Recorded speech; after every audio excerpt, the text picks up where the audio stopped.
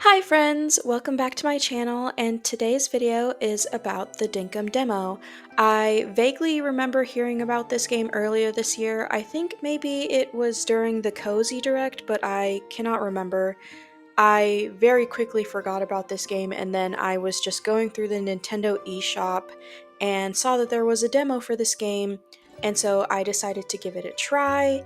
I had started a save file, but on the screen you'll see that I am overwriting my save file on the demo. It kind of took me a second to kind of realize what I was doing in the game, and it's a pretty good lengthy demo because it lets you play through the first 28 days. So I just wanted to start over because I wanted to make more use of the time that I had. So you essentially start off in this city that you're from that very much looks like a prison. Like everybody looks like they're serving time and they're slaving their lives away, and everyone just looks miserable and unhappy. And so you decide to just you see this help wanted sign from this old lady, and you just decide to go to this random place that you have never been to with her. And I guess according to her, it's where she grew up, and it used to be civilized, I guess. There used to be buildings and places here, but now it's just abandoned islands. So you're the only one in the city who decides to take her up on this offer to just go to these islands. And this game is essentially kind of like a mix between Animal Crossing and Stardew Valley type games. Obviously, they're not 100% like either one, but they definitely mix in things from both games and maybe some other cozy games that are similar to the genre, of course. So, since you are the only person who decides to come along this journey, it is obviously up to you to essentially do everything to bring this place back to life. So, you start from the bottom and you start with your humble tent, and you have to start crafting things like a campfire. You have to harvest things, which I feel like it feels more like gathering, like gathering than harvesting, because you don't really start out by planting anything. You're just kind of harvesting things that are in the wild that you have to find. And this game definitely has more of a survival type feel to it. You There's a bunch of animals that are out wild. I named my island Dingo Plains because just a bunch of dingoes around, and they're really cute. You can whistle at them, but there are also other animals around, and if you're not careful, they can attack you. You can literally witness a crocodile attacking a dingo and killing it, and then you can like grab the meat that comes from it and cook that. And whenever I first saw that, I was like, "Whoa!" Like that, it was pretty crazy because I just wasn't expecting for that to happen in such a cute, blocky looking game. But once you gather some fruit that you can cook, Fletch gives you the campfire recipe, and you're able to craft that and then cook them, and that will give you energy that you need to be able to continue doing tasks that you do. And you don't really start out by crafting any tools because you don't really have the anything to be able to, like, you don't have all the items that you need to be able to craft the items. So pretty quickly into the game, you can do like you can gather like wood, you can harvest stuff that you find, but then whenever you wake up to the next day, someone else comes on the island, and his name is John, and he's the shopkeeper, and he sells tools, so you can buy some tools from him. And through the Nook Miles kind of system that they have going on.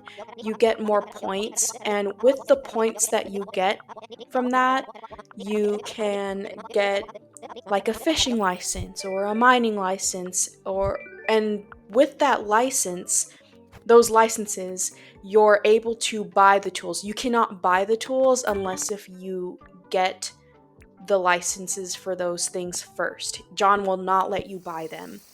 So then once you kind of have some tools and you're able to start doing things like mining and like breaking the rocks for copper or tin or just stone, then you're able to start crafting these items or the tools that you need, because the tools do break like they do in Animal Crossing.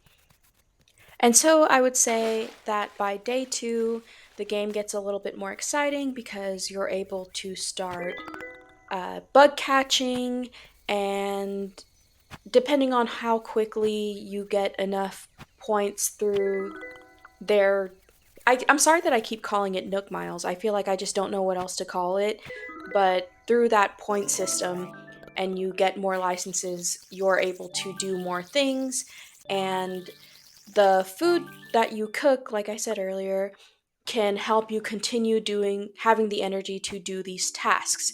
So then John starts coming over more frequently, and Fletch is like, hey, we should make a deed so John can stay and have a shop here, and you have to get that. And it's crazy because in Animal Crossing, you do get in debt for like having your own house, and I guess I can understand like that concept through the game, but to have these businesses be permanently here, you have to like buy a deed for said business, and then you are in debt for building that business. So it's not like in Animal Crossing whenever uh, after a couple of visits and they open up their clothing shop or whatever, you have to pay off the debt for that building too, and you have to finish paying off the debt for that building before you can get a deed for like there are other characters that do come along. Like there's a girl who comes along and she's like the plant shop person, and there's another dude who comes over and he's like the museum guy. He's like their version of Blathers. But you cannot get deeds and make their space, like their building on this island, until you pay off the first one you made. So I did not get that far in the demo, so I don't have any clips of me like doing any of that stuff, but I have played farther into the demo than like the clips in this video show, so I do know, like I have seen these other characters that start coming in and stuff.